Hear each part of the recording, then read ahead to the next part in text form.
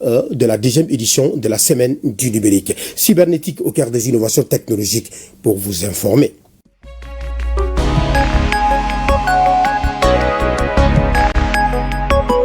Ah ben oui, très bien, comme je le disais dans les titres, ce soir, nous allons parler de la semaine du numérique à Ouagadougou avec nos envoyés spéciaux.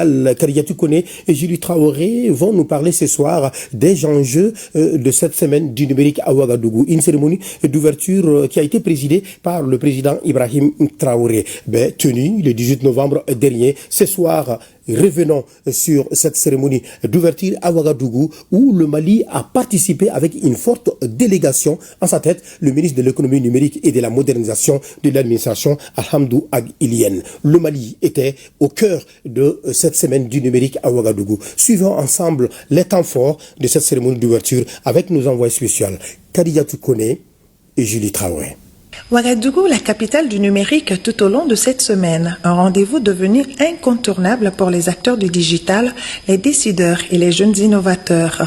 Placé cette année sous le thème « L'intelligence artificielle au cœur de la transformation digitale », la rencontre met en lumière le rôle croissant que joue l'IA dans la modernisation des services publics, des entreprises et du quotidien des citoyens. Au Burkina Faso, le numérique s'impose aujourd'hui comme un levier essentiel de développement, d'innovation et de transformation sociale.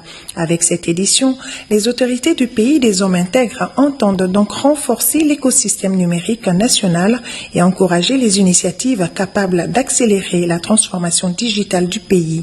L'IA est source d'opportunités immenses pour une administration plus efficiente et transparente. Notre démarche est claire. Nous ne voulons pas d'une IA importée qui renforcera notre dépendance et détruira nos chaînes de valeur. Nous ambitionnons de mettre en place une IA qui nous ressemble, alignée sur nos priorités, conçue suivant nos besoins et adaptée à nos réalités. Cette IA sera l'allié qui nous permettra de faire des avancées significatives dans nos quêtes d'une souveraineté totale. Pour cette édition, le Ghana est à l'honneur, occasion pour le vice-ministre ghanéen du numérique de saluer l'initiative burkinabé et l'importance de la coopération régionale dans le développement des technologies. Il a également souligné le rôle que peuvent jouer les pays africains en unissant leurs efforts pour renforcer l'innovation et l'inclusion digitale. La semaine du digital prouve que nous ne sommes donc pas seuls. Il s'agit là d'une plateforme pour mutualiser les efforts. Le rendement de l'IA sera ressenti si nous travaillons ensemble. Une IA responsable nécessite des autorités responsables et cela inclut également nos langues et c'est pourquoi cette semaine aide à apprendre les uns des autres. Nous avons besoin d'une coopération digitale et aucun pays ne peut avancer seul avec l'intelligence artificielle. Présent à la cérémonie d'ouverture, le président du Faso, le capitaine Ibrahim Traoré, a réaffirmé la volonté des plus hautes autorités de faire du digital un moteur de modernisation et d'innovation. Le numérique peut nous permettre de faire un bond significatif, d'offrir des services rapides et donc à moindre coût et de faire une économie d'échelle dans ce service pour que nous puissions avancer dans notre administration. Que ce soit le domaine de la santé, le domaine de l'éducation, de la sécurité, de la défense, tous les domaines ont besoin aujourd'hui du numérique pour pouvoir avancer. Si nous voulons effectivement lutter contre la corruption, il va falloir qu'on accepte de digitaliser beaucoup de procédures, qu'on accepte donc le numérique dans tout ce que nous faisons dans l'administration.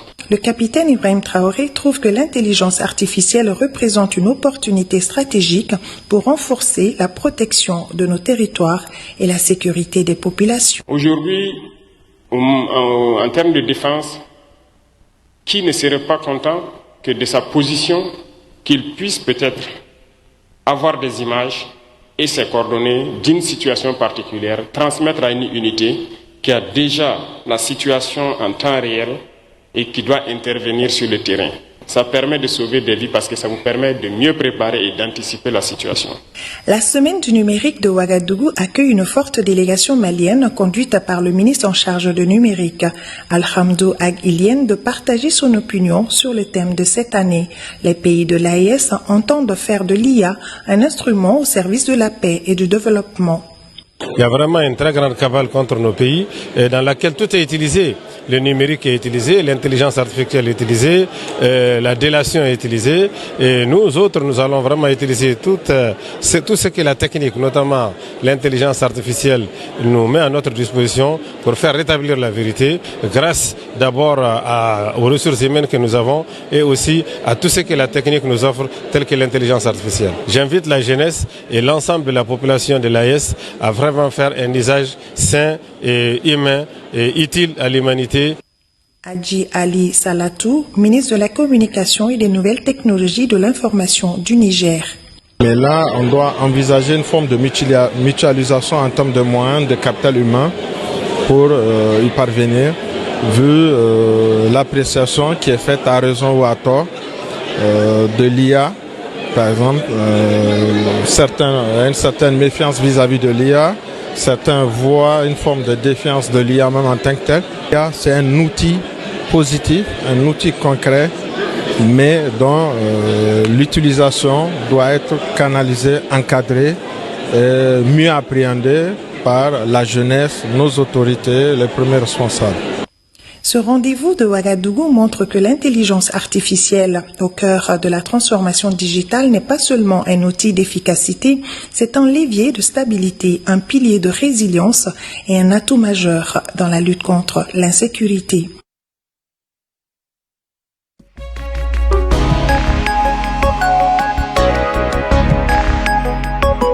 Le Mali s'apprête à organiser la 3e édition de la semaine du numérique. Ce soir, nous allons faire un focus sur les enjeux de l'organisation de cette 3e édition à Bamako. Et très prochainement, le Mali sera au cœur de l'écosystème numérique. Alors, comment les organisateurs se préparent pour organiser cette 3e édition et quels sont les enjeux et quelles sont surtout les attentes des partenaires et surtout avec les professionnels de l'industrie du numérique. Et surtout avec un thème si évocateur, le gouvernement à l'ère de l'intelligence artificielle, opportunités et défis pour la culture. Comme vous le savez, l'année 2025 est une année consacrée à la culture. Et ce soir, notre reporter est allé voir comment le Mali s'apprête à organiser cette 3e édition de la semaine du numérique. Suivons ensemble avec Bokari Koulibaly.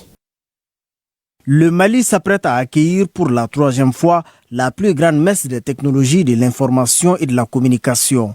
Entendu par là, la semaine du numérique, un rendez-vous désormais incontournable où experts, décideurs, opérateurs, jeunes innovateurs et passionnés du digital se rencontrent pour partager leurs expériences, exposer leurs solutions et débattre des enjeux du secteur.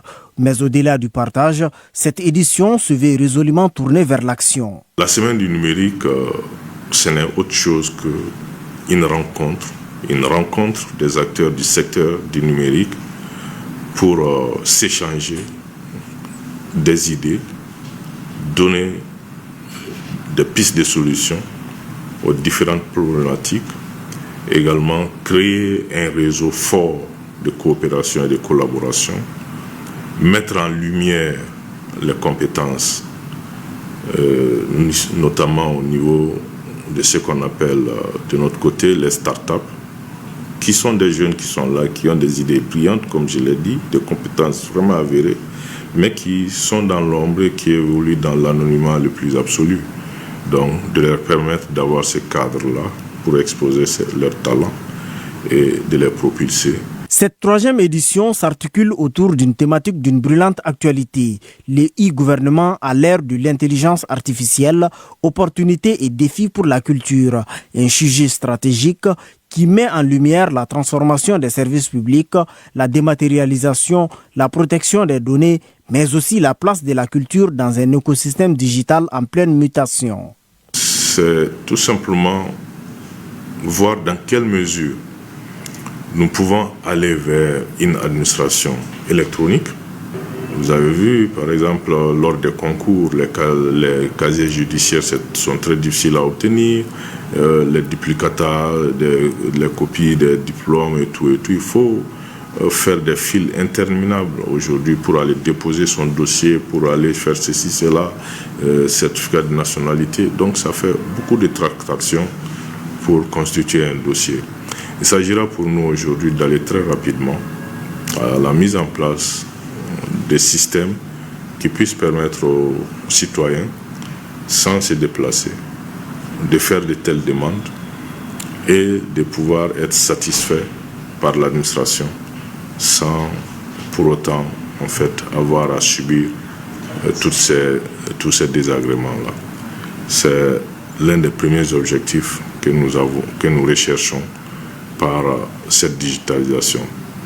Donc la semaine du numérique, c'est aussi ça, c'est d'identifier les différentes initiatives qui vont dans le sens de la digitalisation de l'administration. Et plus particulièrement cette année, sous la coupe de la culture, de voir qu'est-ce qui peut mieux intéresser la culture cette année. Dans un contexte marqué par l'expansion fulgurante des nouvelles technologies de l'information et de la communication et les avancées qu'elle apporte, la semaine du numérique apparaît comme un tremplin indispensable pour sensibiliser, orienter et inciter les acteurs nationaux à tirer pleinement profit de ces technologies au service du développement du pays. L'enjeu majeur aujourd'hui dans le secteur du numérique, principalement au Mali, parce que les autres pays, pour ne pas dire que nous sommes en retard par rapport à eux, ont pris une avance quant à la captation des ressources générées par le numérique. Et pour juste une illustration, il y a le Fonds mondial international qui a estimé le PIB mondial entre 101 et 110 billions de dollars. Et rien que les TIC occupent 15% de ce PIB-là. Donc quand vous vous amusez à calculer un peu, c'est des chiffres vraiment astronomiques, surtout si on va les convertir en francs CFA. Donc il s'agira pour nous aujourd'hui de savoir capter cette richesse-là, le secteur des TIC. Donc pour vous faire comprendre que dans la recherche de solutions demeure aux difficultés rencontrées au quotidien, notamment c'est comment pouvoir exploiter le plein potentiel des TIC pour un développement socio-économique afin d'amorcer notre développement ou notre croissance grâce au TIC. Le numérique, devenu moteur de l'économie mondiale avec plus de 15% du PIB global, occupe une place stratégique dans la compétitivité des nations. Le Mali entend bien saisir cette dynamique et faire de cette semaine un catalyseur d'opportunités pour toute la chaîne des acteurs du digital. Notre cyberespace est inondé aujourd'hui par des tierces qui exploitent notre cyberespace sans un retour pour le Trésor national. Ça aujourd'hui, c'est une hémorragie qu'il va falloir stopper. Donc, pour vous dire que tout simplement, la semaine du numérique offre des opportunités pour discuter de ces enjeux réels-là, de ces difficultés que nous avons également à réduire cette fracture numérique pour que nous puissions profiter du plein potentiel des TIC. Mais, vous savez, nous avons déjà entrepris des démarches dans ce sens-là, notamment par l'élaboration du nouveau document de politique nationale de développement de l'économie numérique que nous avons fait valider déjà au mois d'octobre 2024 et qui est dans les pipes pour l'adoption par le gouvernement. Et dans ce document, nous avons mis l'accent sur tout ce qui est aujourd'hui développement des compétences, le capital humain propice au développement harmonieux des TIC. Parce qu'on s'est rendu compte que si nous importons cette technologie-là, c'est bien, mais il va falloir que derrière, nous puissions avoir les compétences nécessaires de les exploiter, de les maintenir en état de fonctionnement Et mieux encore, d'éviter que des tierces personnes viennent intervenir là-dessus en cas de panne. Donc que nous puissions avoir cette capacité d'intervenir par soi-même sur nos systèmes d'information. Et aller loin encore et mieux, des gens qui peuvent, à partir de cet existant-là, développer, concevoir d'autres solutions adaptées à nos réalités pour créer de nouveaux concepts, de nouveaux systèmes. Aux côtés du ministère de l'économie numérique depuis les premières heures, l'AGEFO réaffirme son engagement. L'agence accompagne l'événement avec un appui financier conséquent, preuve de sa volonté de soutenir l'innovation et l'accès universel aux services numériques. L'AGEFO il fait partie quand même des gros contributeurs de la semaine du numérique. Donc je crois que aujourd'hui, l'AGEFO prévoit à travers une convention de partenariat avec le ministère de la Communication. Nous avons une convention qui permet à l'AGEFO d'apporter une subvention à hauteur de près de 50 millions, on va dire, pour pouvoir financer cette activité. Et l'objectif de cet apport de l'AGEFO, c'est vraiment pour permettre au ministère de l'économie numérique à réaliser correctement les activités de cette semaine du numérique, parce que l'AGEFO fait partie aussi des acteurs qui contribuent au développement de l'économie numérique au Mali. Un accompagnement affirmé, mais aussi des attentes fortes. L'AGEFO espère que cette édition permettra de renforcer la cohésion des acteurs, d'améliorer la gouvernance numérique et de poser des jalons concrets pour une meilleure inclusion digitale. Pour nous, déjà, en participant à ce panel, c'est d'abord de permettre à tout le monde de connaître l'AGEFO, à comprendre c'est quoi les vraies missions de l'AGEFO, quels sont les projets que l'AGEFO peut financer et quels sont les domaines de collaboration que l'AGEFO peut avoir avec soit d'abord les structures administratives ou encore avec le secteur privé de façon générale. Au-delà de cette question de visibilité, nous permettra à nous aussi, évidemment, d'être en contact avec les autres acteurs et découvrir, évidemment, aussi les avancées dans le domaine de l'accès universel au niveau d'autres pays, parce qu'il y aura beaucoup d'invités, il y aura des échanges, et à travers ces échanges, l'AGEFO aussi peut en tirer suffisamment d'enseignements. Rendez-vous est donc pris dans quelques semaines, une occasion majeure pour le Mali de mettre en lumière son génie créateur, ses talents et ses ambitions dans un secteur des TIC en pleine effervescence.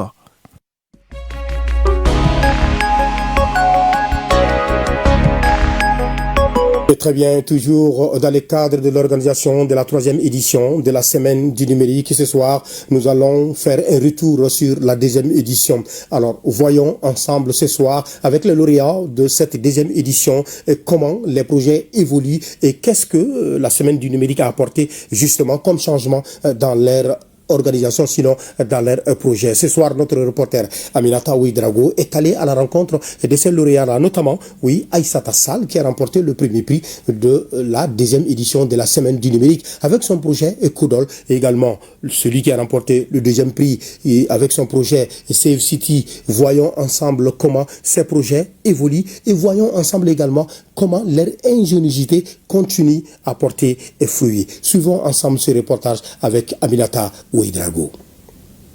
Ils étaient sur le podium lors de la 2e édition de la Semaine du numérique. Chacun avec des innovations technologiques convaincantes. Aïssata Sall et Abdoulaye Sall sont respectivement premier et 2e parmi 30 startups venus du Mali, du Burkina Faso, du Niger et de la Guinée. J'ai présenté Ekodol, qui est un collier connecté muni de capteurs qui permet de détecter une anomalie et d'alerter immédiatement l'éleveur dans sa langue locale. Le projet avec lequel j'ai postulé se nomme Save City, qui est une application qui permet un maillage de nos forces de sécurité et de défense et qui permet par la même occasion à la population de dénoncer des cas d'activité suspects au sein de leur communauté. La santé, la sécurité animalière et la prévention des conflits intercommunautaires, voilà 3 aspects pris en compte en un seul projet, celui de Aïssata Sall. Un exploit qui lui a aussi valu le prix de meilleure initiative féminine. en programme.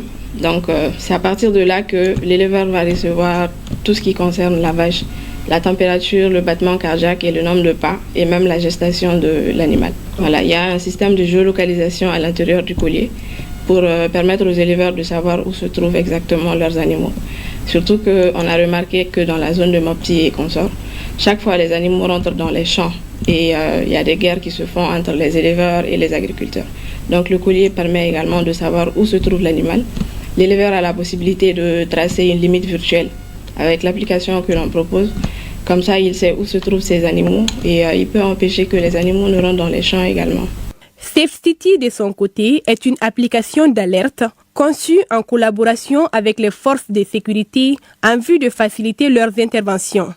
Alors, l'application, elle est simple. On la télécharge sur les stores et une fois installée sur le téléphone, que vous ayez accès ou non à Internet, vous pouvez dénoncer des cas d'activité au sein de votre population, au sein de votre quartier, en prenant des photos, des images, ou soit accéder directement via USSD pour ceux qui n'ont pas de portable Android ou bien d'iOS, des téléphones simples qui ont les digits.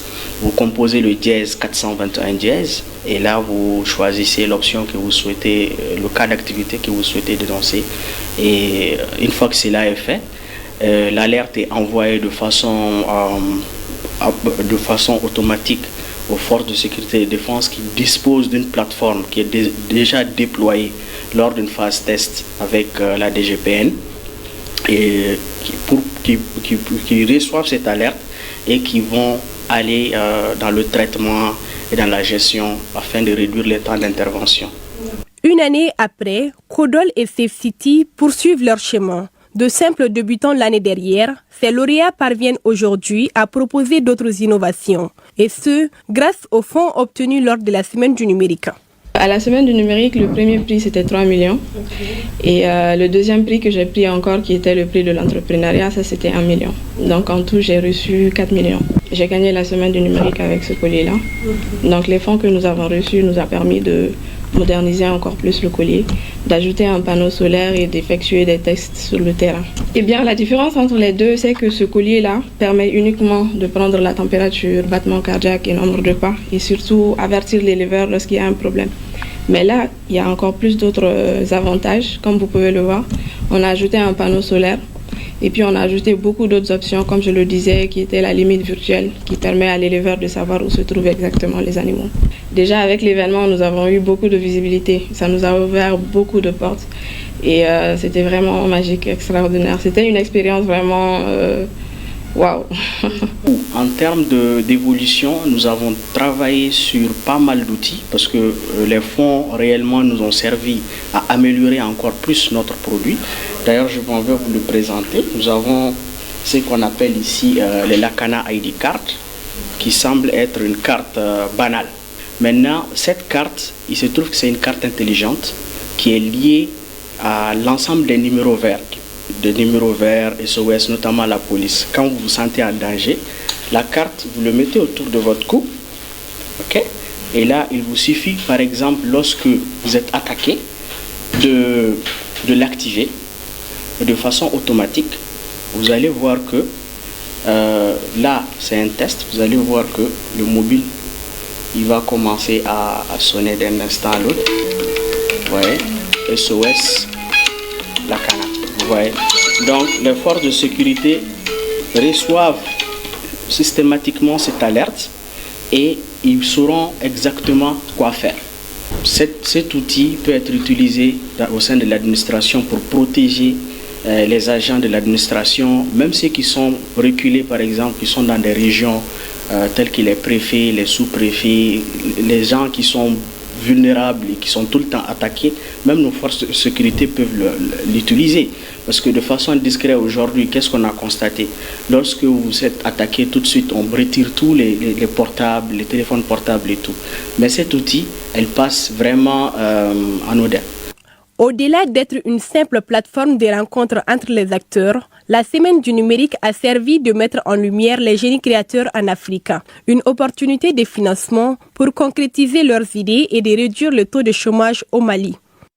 C'est tout ce soir pour votre émission cybernétique. Ce soir, nous étions au cœur de l'innovation technologique, mais également pour vous parler de l'écosystème numérique dans l'espace AES, surtout avec l'organisation de la 3e édition de la Semaine du numérique. Sur le Plétadier, nous serons au cœur de cette 3e édition qui se tiendra à Bamako et très prochainement. Mais je vous dis tout simplement, maintenant le cap, le Mali va relever le défi de l'écosystème numérique. Quant à moi, je vous donne rendez-vous les mois prochains. D'ici là, je vous souhaite de passer d'excellents moments en compagnie des programmes de l'ORTM. Merci à tous ceux qui nous suivaient en direct sur nos plateformes digitales, mais également sur www.ortm.ml.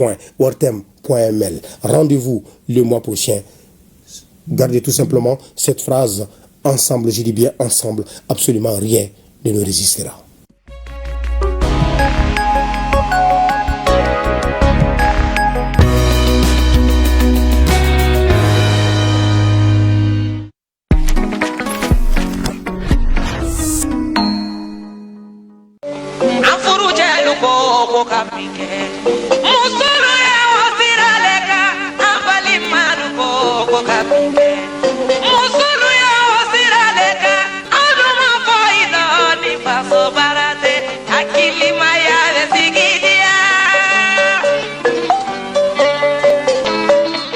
Chers téléspectateurs de l'ORTM1, bienvenue dans ce premier numéro de votre magazine mensuel de la femme. Aujourd'hui, nous vous présentons une association de femmes qui vient tout juste de naître. Il s'agit bien de la coordination des associations des femmes leaders de l'AES. Lancée le 23 février 2025 à Ouagadougou, au Burkina Faso, cette coalition ambitionne de soutenir les initiatives des chefs d'État des pays de l'AES, notamment dans le domaine de la culture. Il s'agit du général d'armée Assimi Goïta du Mali, du capitaine Ibrahim Traoré du Burkina Faso et du général d'armée Abdourahmani Tchani du Niger. Chers téléspectateurs, je vous amène à présent à la découverte de ce premier numéro. C'est dans le but de lutter contre le terrorisme dans le Sahel que les chefs d'État du Mali, du Burkina Faso et du Niger ont décidé de mutualiser leurs efforts. C'est ainsi que le 16 septembre 2023, ils ont lancé officiellement l'AES, l'Alliance des États du Sahel, qui vient consolider les acquis de la charte du Liptako-Gourma, également connue sous le nom de la zone des 3 frontières, une région partagée par le Burkina Faso, le Mali et le Niger. Outre sa richesse en ressources naturelles, cette région est le théâtre d'attaques terroristes et récurrentes depuis une décennie. C'est pour faire face à ces attaques que l'AES a été créée. Au regard de l'ampleur et la complexité de cette crise sécuritaire, les femmes des États de l'AES apportent leur soutien aux dirigeants de l'espace. C'est ce qui justifie d'ailleurs la création, le 23 juillet 2025, l'Association des femmes leaders de l'AES. Lors de notre voyage à Dakar, il y a un festival chaque année qui s'appelle FIPAN. C'est un espace où on réunit toutes les jeunes de l'Afrique, y compris le Mali, le Burkina, le Niger, ainsi de suite, dont j'ai eu la chance d'être l'ambassadrice. Quand on est arrivé à Dakar, on a vu que le Burkina, le Niger étaient sur le terrain. Bon, dès lors, après les concertations, on s'est mis d'accord. Nous, les 3 pays, on ne parle qu'une seule voix, qui est de l'AES. De prendre les contacts des autres et femmes leaders du Burkina et du Niger, j'ai dit on va saisir l'occasion. Saisir l'occasion comment? On a commencé avec les réflexions. Ils ont dit qu'on doit faire le FESTPAGO à Ouaga. La presse internationale, tout le monde va se retrouver là-bas. Ça sera un espace pour nous de communiquer, de montrer à l'opinion publique l'AES n'est plus seule.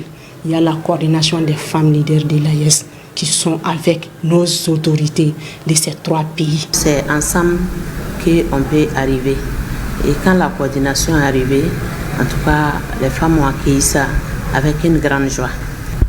Les défis sont énormes parce que quand on dit temps de guerre, c'est la femme qui souffre. C'est nos maris qui mourront, c'est nos enfants qui mourront. C'est en tout cas tout pèse sur la femme, quoi. Nous avons eu notre acte de naissance signé par un arrêté du président de la République, donc qui nous donne la légitimité d'exercer donc nos activités. Nous sommes engagés à accompagner nos autorités, non seulement nationales, mais de l'AES, pour faire des femmes du Niger le fer de lance de l'opérationnalisation de l'AES. Et nous sommes toutes engagées à le faire. L'association des femmes leaders de l'AES a été créée pour soutenir les actions de nos 3 chefs d'État, mais son champ d'action va au-delà. La mission aussi, c'est promouvoir la liberté fondamentale et des droits humains, des accords avec une valeur endogène.